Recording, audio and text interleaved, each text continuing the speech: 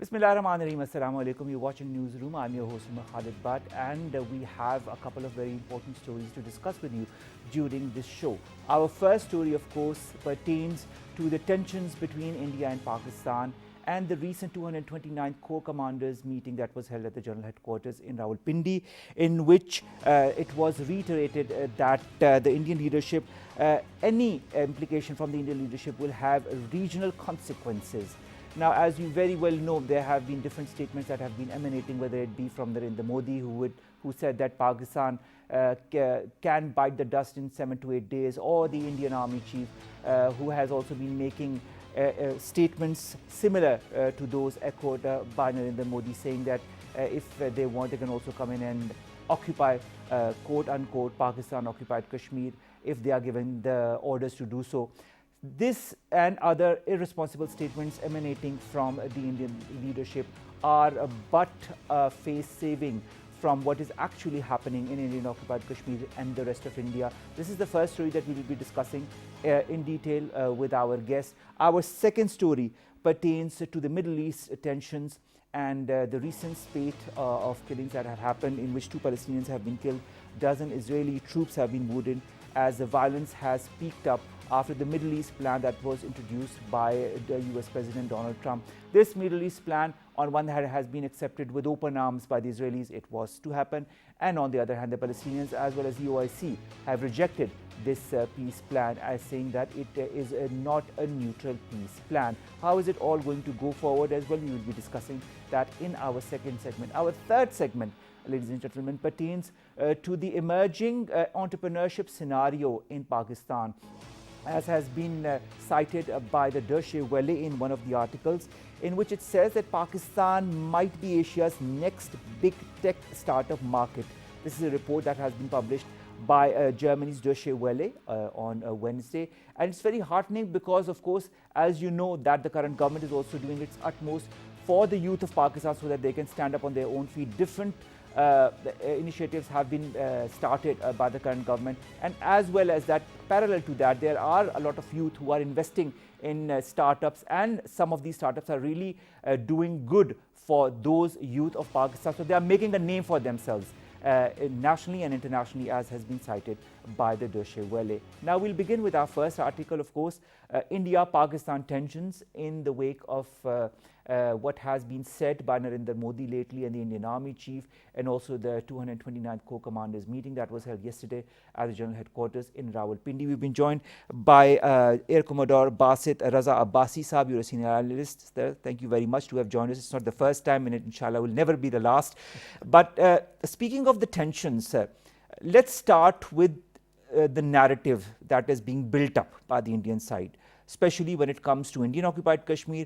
And of late, if you see what has been said by the politicians and the Indian Army chief, so-called Pakistan occupied Kashmir, referring to Azad Jammu and Kashmir. Is it face-saving? Is it a continuation of their game plan? Is it this rhetoric? Is it a continuation of the Hindutva policy? What is it? If I were to define the personality of Mr. Modi, I would say that he is very good at starting conflicts, but he doesn't know how to end them. So you see, one after another, starting from the Babri Mosque, then Gujarat massacre, and then these national citizenship registration, NRC, National Registration of Citizens, then CA, and abrogation of 370. I mean, one after another, because he's in a mess. The domestic, the economic growth, and the indicators that have been that have come out very recently show a very dismal picture of India. Right. So this is what it is, that he knows that he has nothing to show on the economic front. There are joblessness people, the farmers are committing suicide, and you know, there is a sort of mess in the economy as far as the economy is concerned. And he has nothing, no program to sort of how to come out of it. The only thing with him is this anti-Pakistan, anti-Muslim rhetoric. And that's what they are playing with. And you see this Amit Shah, look at his statement. That, Amit Shah, Ajit Doval, I mean, you name it, the Troika is like really working their way up as far as anti-Muslim rhetoric is concerned, or anti-Kashmir rhetoric is concerned. I mean, when it comes to people of Indian occupied Kashmir. That's right. So actually it is their mindset basically, which is very, very anti-Muslim and anti-Pakistani. and they have had this success in the election, and now they feel that they can do whatever they want. And in that they have lost all sense, all decorum, all niceties of a leader, that what you see.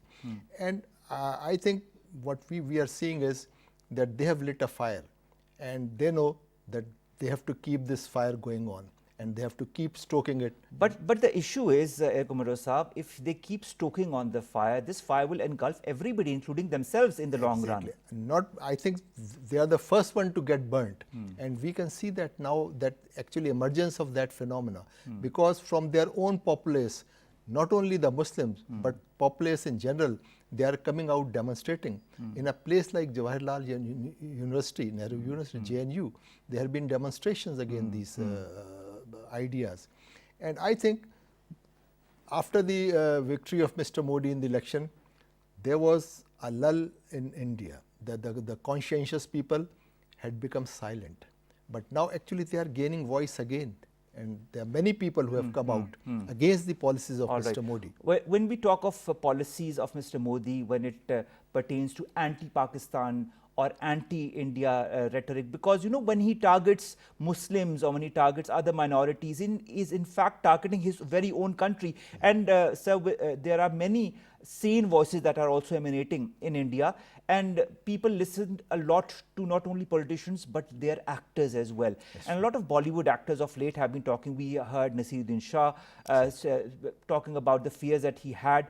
And lately, Swara Bhaskar, an Indian actress, also said something about the recent tensions that have been emanating with this rhetoric that Narendra Modi and his government have been propagating of late. Let's have a look at that.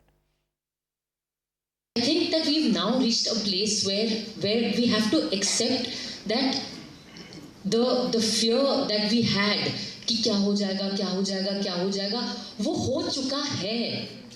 हम एक ऐसे देश में हैं जहां हमारे देश के सुप्रीम कोर्ट एक ही जजमेंट में ये भी कहता है कि बाबरी मस्जिद का टूटना अनलॉफुल था, और फिर उसी जजमेंट में उन्हीं लोगों को रिवॉर्ड भी करता है जिन्होंने मस्जिद तोड़ी थी. बहुत खूब. तो आ चुका है.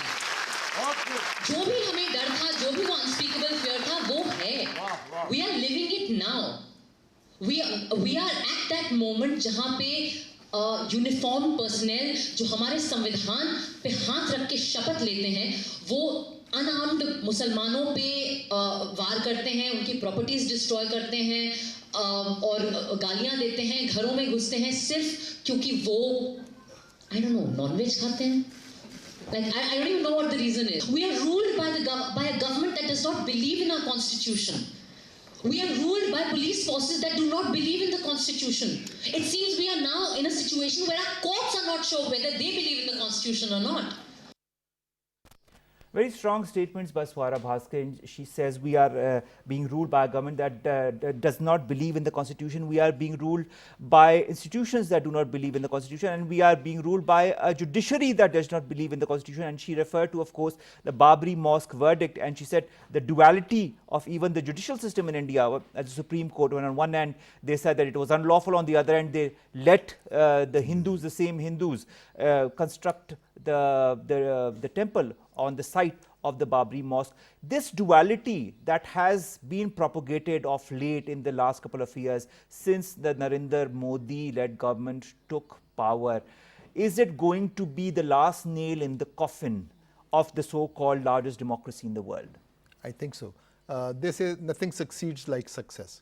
So Mr. Modi wrote the success on his anti-Pakistan and anti-Muslim rhetoric. And that actually pervaded the whole Indian society, the Indian polity. And for many months, it's about more than a year now, they were subdued.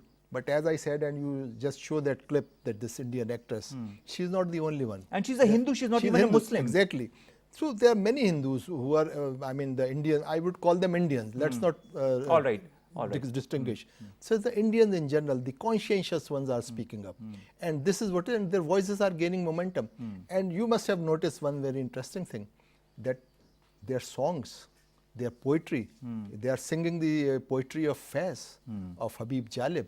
So that is sort of the forces which are and the anti-fascist forces are actually now coming up. They are surfacing and they are gathering momentum, and this is a very healthy sign.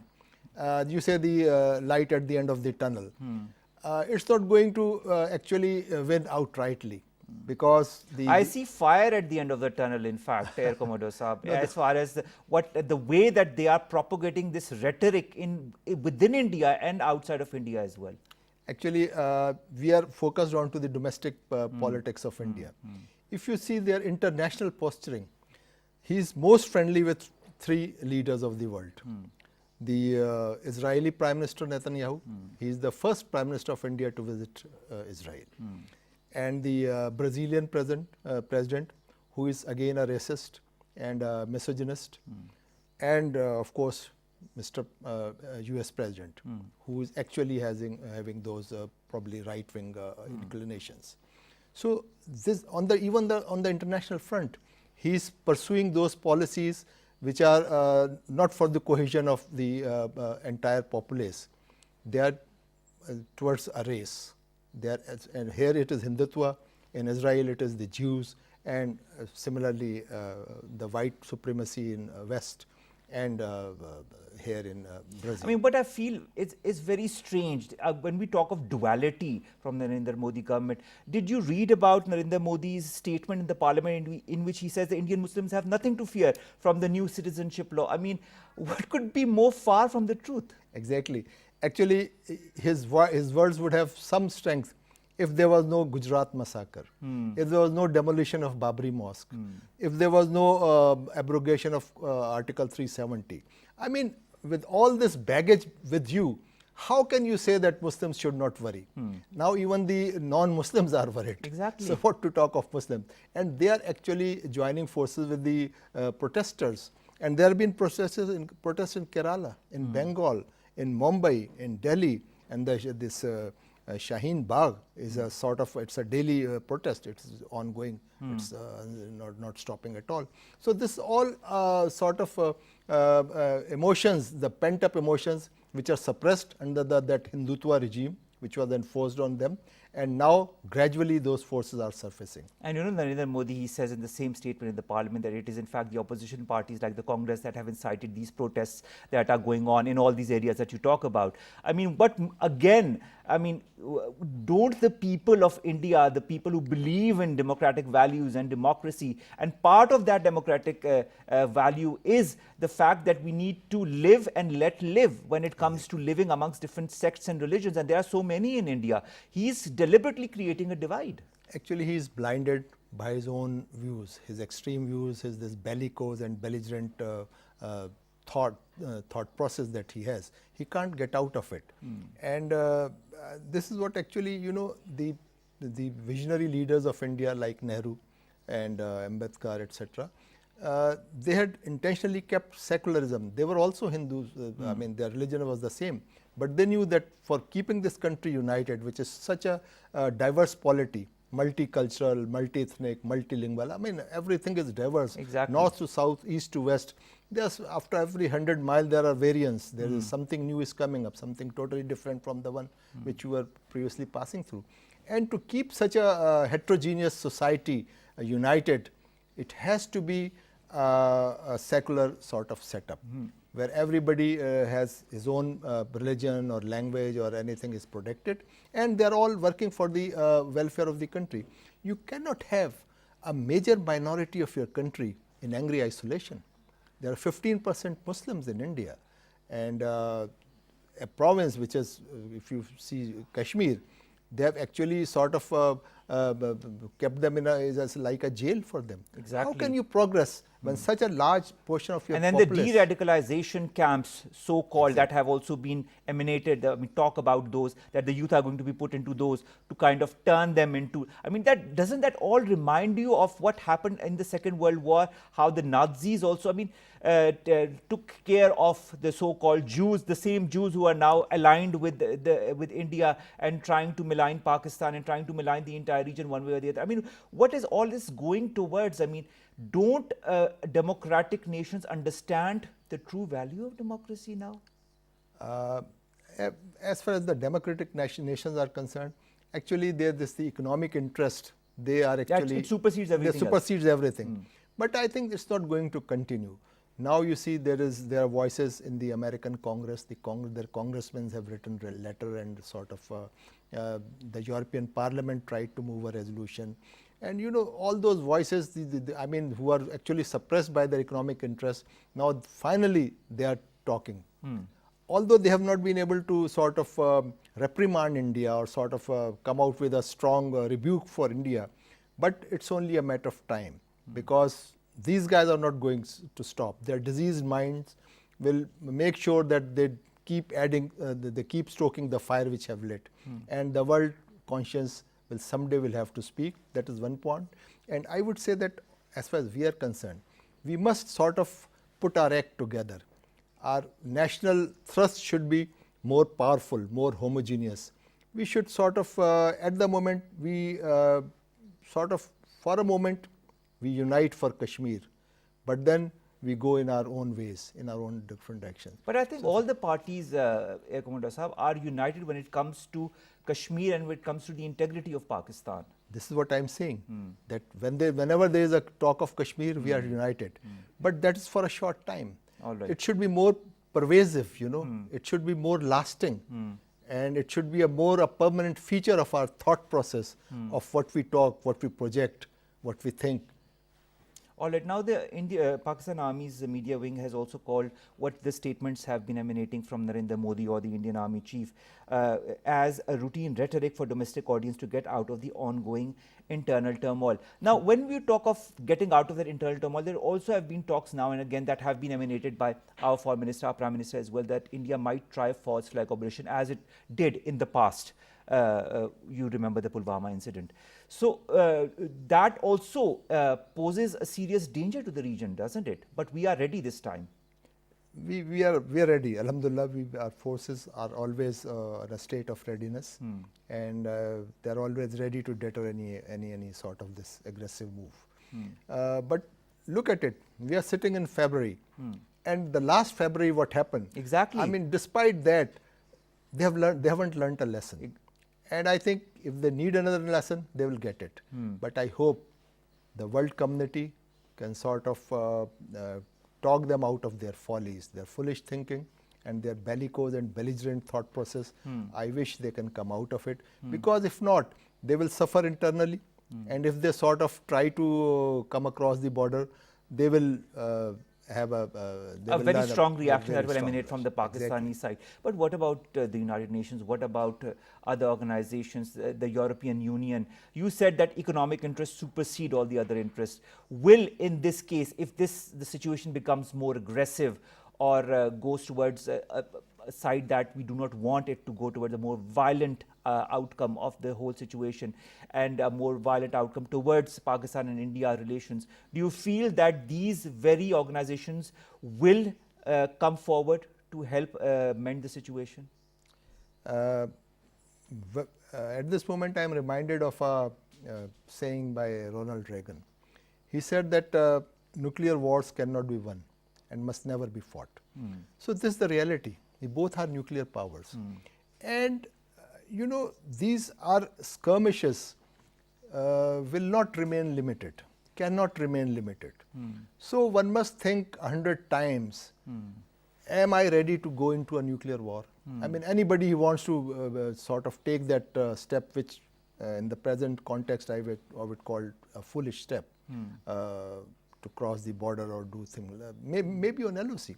I mean, even if it is on LOC, it will not remain restricted to that. It will spill over. So I think it's only a very, very diseased and troubled mind would go to that extent. Under the present scenario, there's no possibility. In the present scenario, Commodore Sahab, with due respect, isn't it a troubled mindset that is ruling India? Yes, but I think still the world community will not let them go to that extreme. All right. I am quite sure that because not only these two countries would suffer, the whole region, and even beyond. Its fallout will be beyond the region itself. Exactly. And there are regional powers also, China and Russia, they are also sitting. I mean, they will be more harmed by this. And you also remember in the past there had been statements in the media also talking about the Indus Water Treaty and how they want to go back on that very important treaty between Pakistan and India by creating dams on areas and restricting water flow towards Pakistan. Now, I mean, they will not stop. This is what the fear that people like people in the world, people who are sane, whether they are in India or in Pakistan, have, that Indian government will not stop. So where do we put the line that, you know, you cannot pass this line, and if you try to pass this line, then the reaction will be extremely severe from the Pakistani side? I feel that our foreign policy must be very dynamic, proactive, aggressive, creative. Because all these are possibilities which can happen, and we must have our own game plan. I mean, it's too small a program to go on all those doables. But I think I would still say that we have Chinese sitting next door, and it's a strong voice. China has taken the case twice to Security Council. And that also irks the Indians, because why are the Chinese taking our side? So we have to sort of, now the time is gradually, it's time fast approaching, where we have to come clean on which side we are looking and whose hand we have to hold. Okay. And we must sit down, our intelligentsia, our think tanks, all those brains who matter, they must sit down and finalize our narrative. Work out those contingency plans, which all are distinct possibilities. They can happen, if not today, tomorrow, after 2 months, after 2 years. But they are going to try all these options. Like, we never thought that they can sort of revoke 370. Exactly, it happened. So, whether it's Indus Treaty, I mean, it's not that Indus Treaty. No, but those fears have been allayed in the past from the Indian side as far as the Indus Water Treaty is concerned. Yeah. So, you know, seeing how they go forward on all their so-called claims, I mean, I wouldn't be surprised if that happens in the future as well. Actually, the problem is that India wants to be want to bolster its geostrategic position. It wants to be the big brother in the region. Let's call it that. That's right. So their dream of strategic dominance is actually becoming a strategic liability. And this is what is a heavy drain on their economy. I mean, this is what they actually progressed. Last 5-6 years, they were doing very well. Their economy was doing very well. But then if you invest so much on arms and ammunitions, then you have very little left for your common people, for their welfare, for their well-being. And this is what is happening. If they had invested all those money that they had earned towards well-being of their people, it should have been a better and a stronger country. Now, you don't become strong by amassing arms.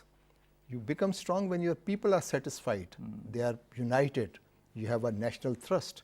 But if you have a fragmented polity, and if you are actually only thinking that arms are meant for your external enemies. Exactly. But you are creating enemies inside your own house. So you don't need external enemies. Exactly. And I mean, that is what their dilemma is. If this progresses in the same vein, the day won't be long when there will be more and more aggressive postures from the Indian public, as we see through the statements that emanate from the same people who did not talk in the past but now are raising their voices. Thank you so very much, Air Commodore Basit Raza Basi Saab, to have given us your opinion on this tension that is emanating from the Indian side within India and also towards Pakistan. Ladies and gentlemen, that brings us to the end of the first segment.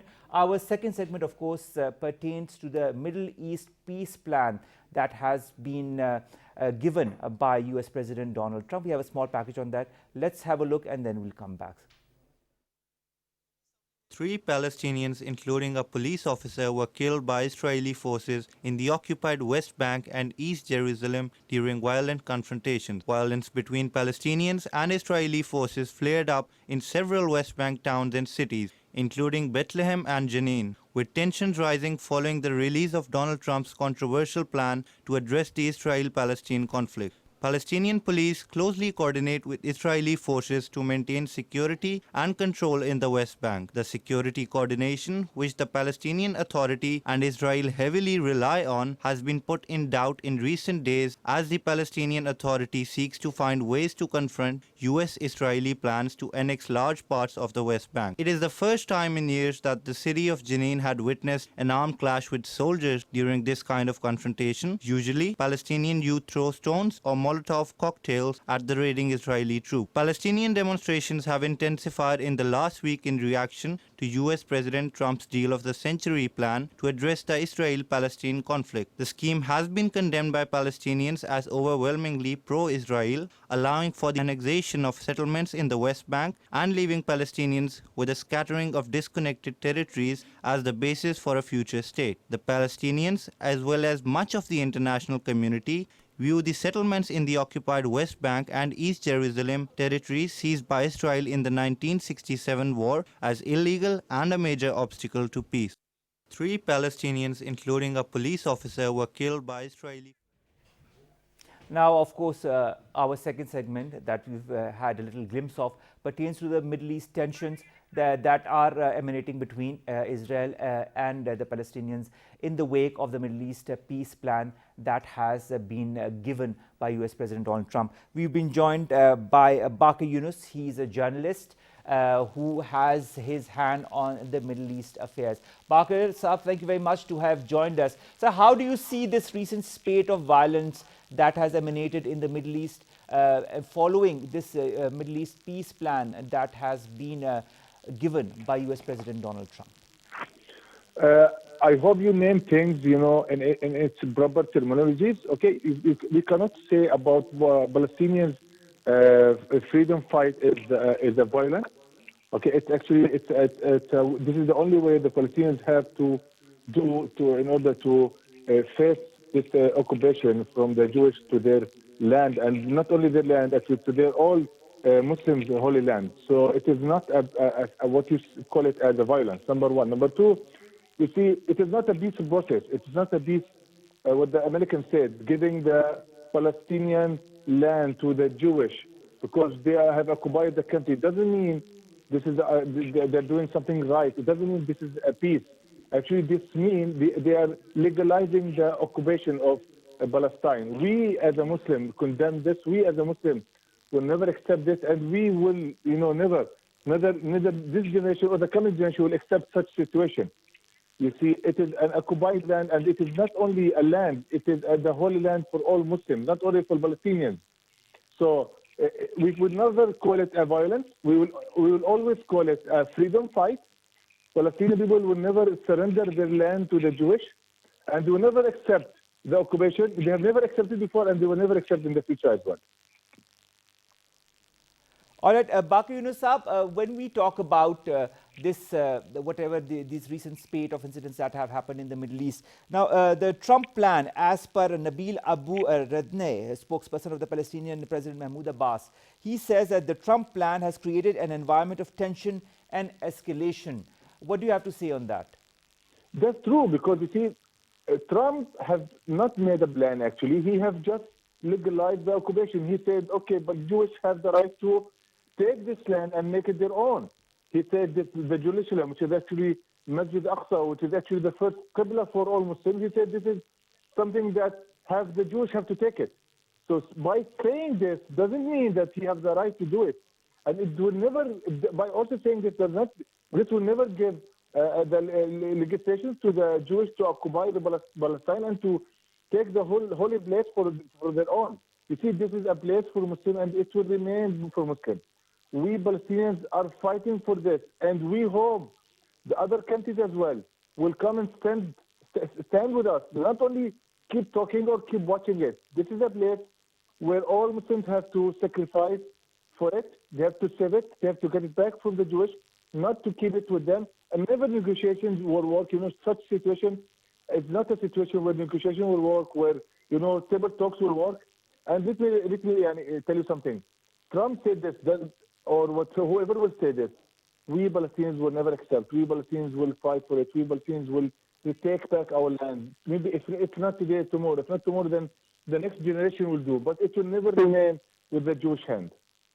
All right, thank you very much. That was Bakr Yunus talking to us about this latest spate of incidents in which 2 Palestinians have been killed and dozen Israeli troops have been wounded.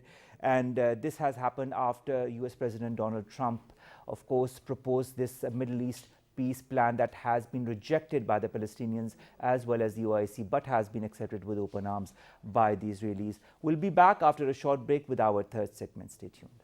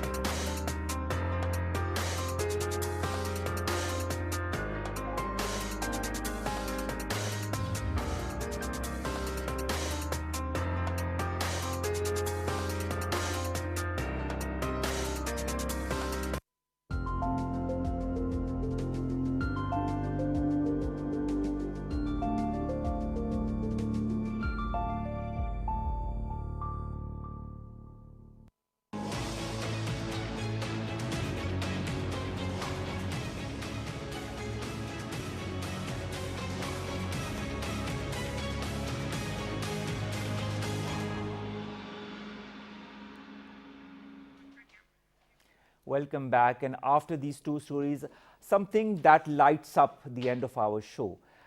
Deutsche Welle has recently reported that Pakistan may be Asia's biggest next big startup market. It also says that Pakistan's young population and increasing levels of local capital are creating opportunities for tech entrepreneurs to explore the country's market. And also, it cites McKinsey and Company's latest report on the Pakistani ecosystem that names Pakistan as one of the fastest growing economies in Asia.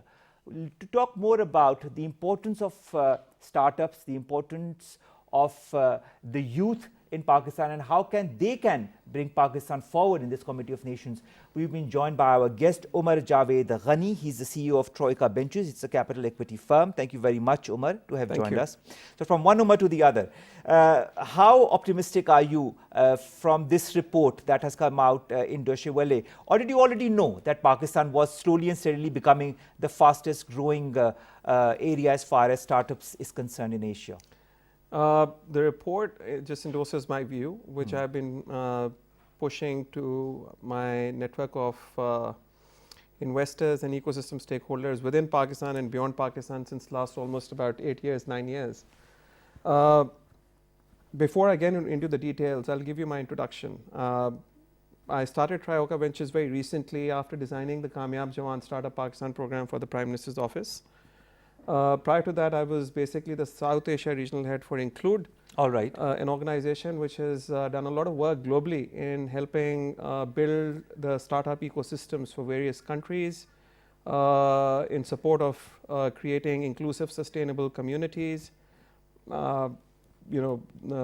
Everyone knows Grameen Bank. Include was one of the founders of Grameen Bank. All right. And then many such institutions in Pakistan, including Khoshali, Kashaf, NRSP. All right. Finca, So you a lot have of them. a lot of things in your little pot belly, let's put it Right. that way, as Right. far as the work that you've done. Let's talk Right. about the startup ecosystem in Pakistan. How important is it for developing Pakistan's economy? I think this is the only hope we have right now, given the economic issues and socio-economic issues we are facing. I mean, if you look at the demands in the market, by and large, the demands for people remain unmet. People are without homes, they're without energy, access to energy, they don't have access to clean drinking water. The list is long, education, healthcare. These are all challenges, but at the same time, if you ask me, these are opportunities for entrepreneurs. But then the question is, when the demand supply gaps are so huge in a country like Pakistan, where the youth demography is very rich, why are the firms taking so long to emerge? Where are our unicorns so far? There is something fundamentally wrong.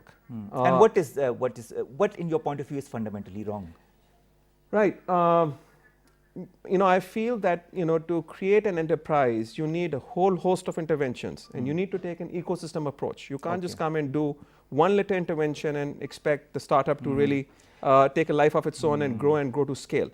It's like a little brick castle that you put on one after the other, and all the bricks have to put into the right place in the right way, so that the whole castle, when it's built, it sustains itself. I'll give you an example. Every living creature in this planet has a life cycle. True. Similarly, a startup has a life cycle. In its life cycle, a startup emerges from a concept. You and me are sitting and we conceive a concept and we decide we want to start a business. We can. So that's the starting point of any startup. An idea, a concept, a blueprint.